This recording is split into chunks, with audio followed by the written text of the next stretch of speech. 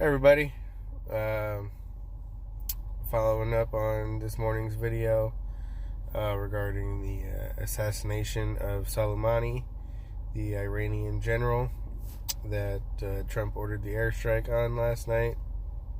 I was able to watch a few more news feeds and read a couple articles, and it doesn't look good. It doesn't look good. It depends on what news you're watching too. You know, there's basically three basic food groups when it comes to the media. You have your mainstream media, which it tries to be pretty neutral, but it kind of leads. For the most part, I think it kind of leans a little to the right. And then you have your conservative, really right-winged media, like Fox News, and there's even more conservative than Fox News. And then you got your far left, the really liberal, progressive media. I tend to watch those a bit more myself. It just seems I always look both sides. I look at everything. I want to see what everyone's saying. You can't come to a decision if you're only paying attention to one source. You don't know. Everyone has an agenda. That includes myself. What's my agenda? It's my point of views, which I feel are conclusions that I come up with based on what the American idea of justice and freedom and what most people consider right and wrong morally.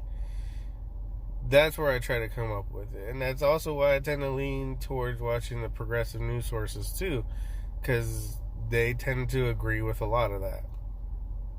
Now, to kind of explain that a little bit, for example, if you're watching Fox News right now, hey, we killed Soleimani, great job, that's exactly what we want to do, this is how you keep the peace.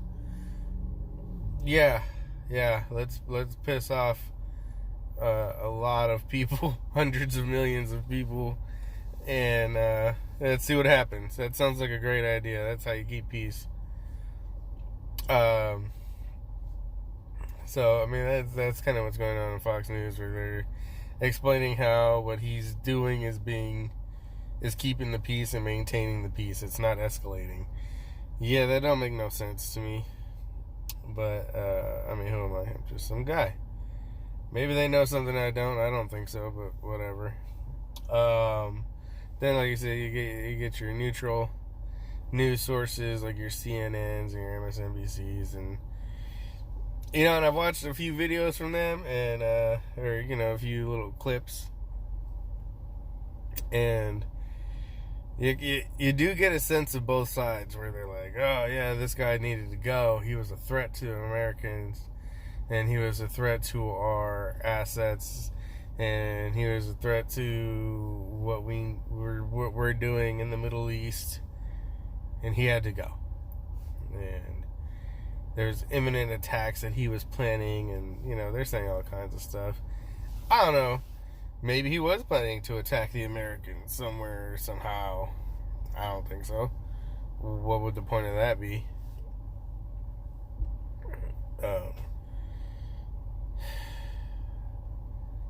Then of course, you get your far lefts, and this is just a bad idea. It's a bad idea.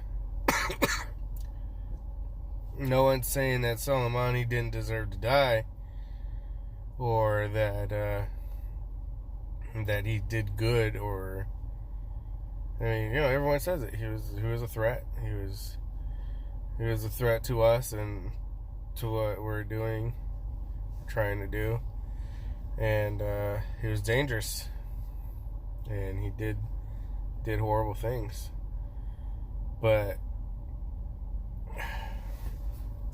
You got to look at the big picture. If if he was so highly valued and regarded in Iran and throughout the Middle East in general,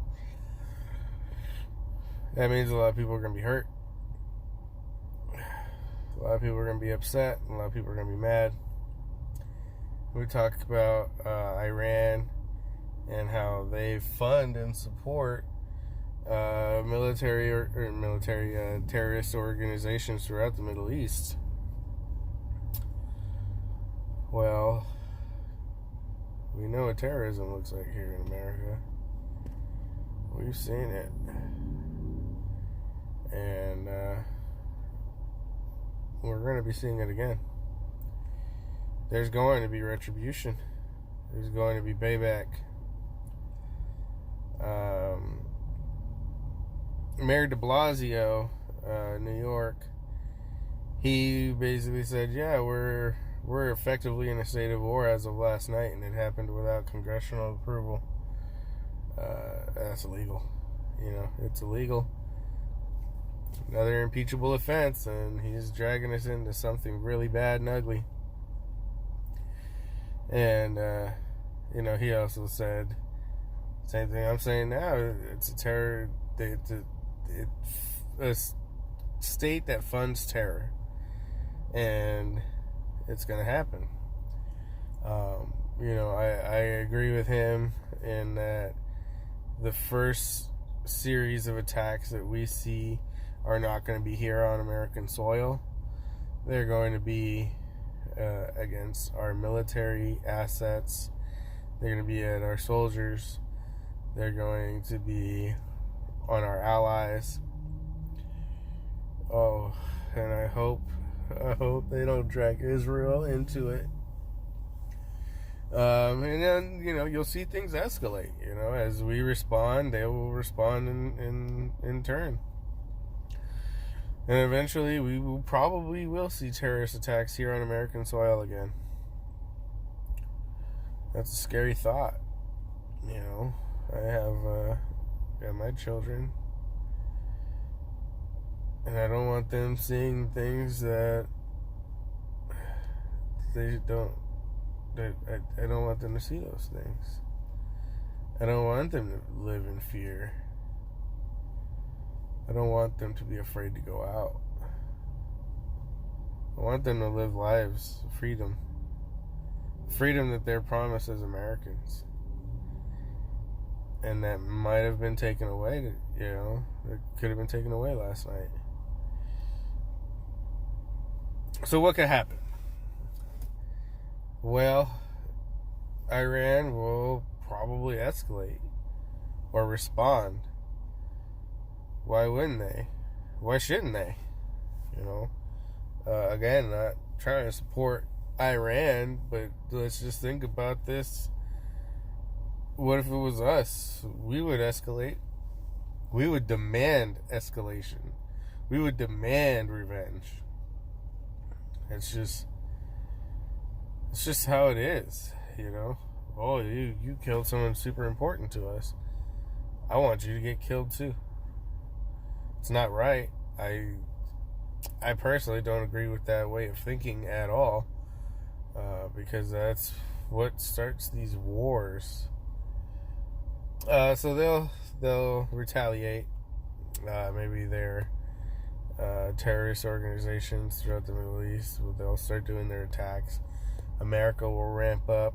You know, we'll send more troops. Which, as of today, I believe Trump is sending 3,000 more troops to Iraq. After not even a week ago, Iraq was demanding our departure. Oh, yeah, no, we're not leaving. We're coming back stronger. Just doesn't make sense. We're not an empire anymore. This isn't those days, man, you know. We're just trying to control everything using our military. So they attack, they get revenge, we attack, we get revenge. How long until Israel gets dragged into it? Iran hates Israel. Hates Israel. Israel gets involved. NATO gets involved. They might get involved anyways. But if Israel gets involved, other countries will jump at that opportunity. Absolutely. Most of the Middle East isn't happy that Israel even exists. And if Israel is getting attacked, damn sure that's World War III.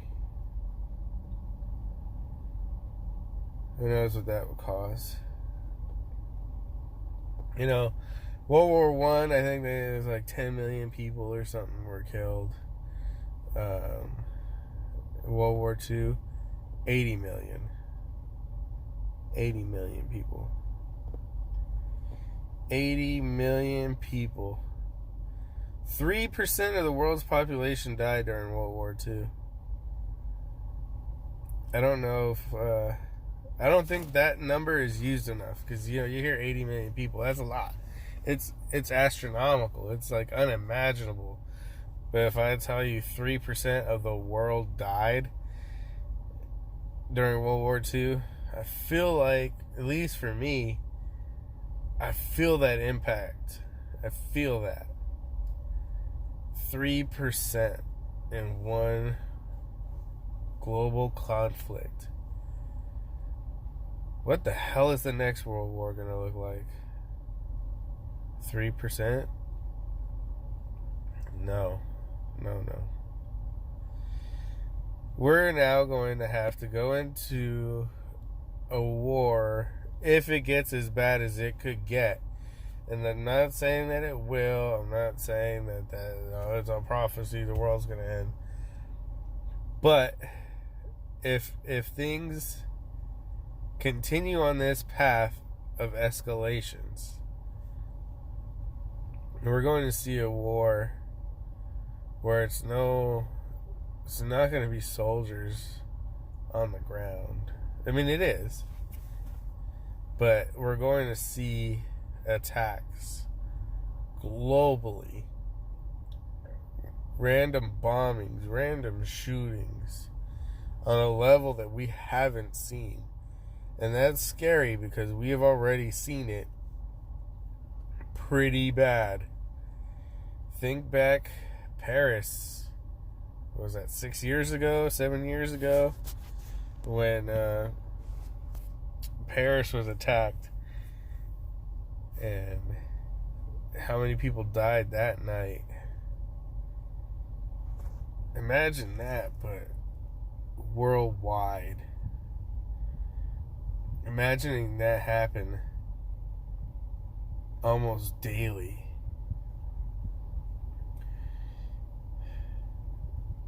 War is no longer fought between soldiers. War is fought between nations. Civilians die. We die. And that's horrifying. Anyways, I gotta get back to work. I hope I'm wrong. I really do. Hope I'm wrong about all of it. I hope. Wake up tomorrow and Iran's like, don't worry about it. We'll get over it. No, that's not gonna happen, but